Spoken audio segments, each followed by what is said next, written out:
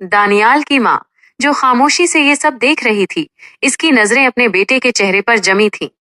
वो शख्स जो मुल्क शहरियार का खास आदमी था, बड़ी लजाजत से बोला, दानियाल साहब, मुल्क साहब कहते हैं कि दुश्मनी में कुछ नहीं रखा।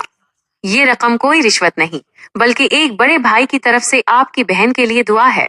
बस आप वो फाइल क्लियर कर दें, बाकी सब हम संभाल लेंगे। दानियाल ने एक नजर अपनी माँ पर डाली, जिसकी आंखों में एक अजीब सी चमक थी।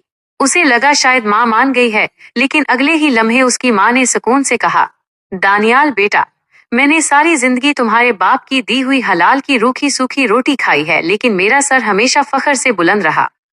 आज फैसला तुम्हारे हाथ में है, या तो ये नोट चुन लो और मेरा सर झुका दो, या फिर उनको वापस कर दो और हमारी इज्जत बचा लो। दानियाल के चेहरे पर एक मुस्कुराहट आ गई। उसने वो लिफाफा उठाया और उस शख्स की तरफ बढ़ाते हुए कहा, अपने मुल्क साहब से कहना कि दानियाल की बहन की शादी अल्लाह के फजल से हलाल की कमाई से होगी।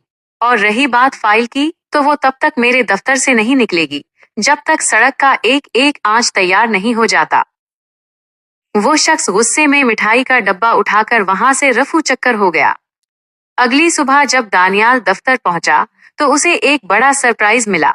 उसे पता चला कि उसे उसके ओहदे से हटाकर एक दूर दराज के पसमानदा इलाके में ट्रांसफर कर दिया गया है, जहां ना बिजली थी और ना ही कोई बुनियादी सहूलत।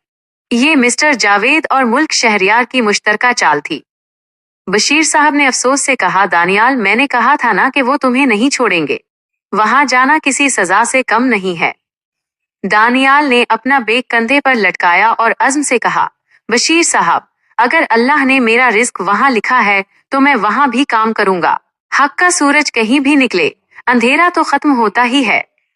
लेकिन दानियाल को ये मालूम नहीं था कि जिस इलाके में उसे भेजा गया है, वहां मुल्क शहरियार का एक और बड़ा गैर कानूनी प्रोजेक्ट चल रहा है, और दानियाल का वहां जाना दरअसल उनके लिए एक नई मुसीबत बनने वाला था।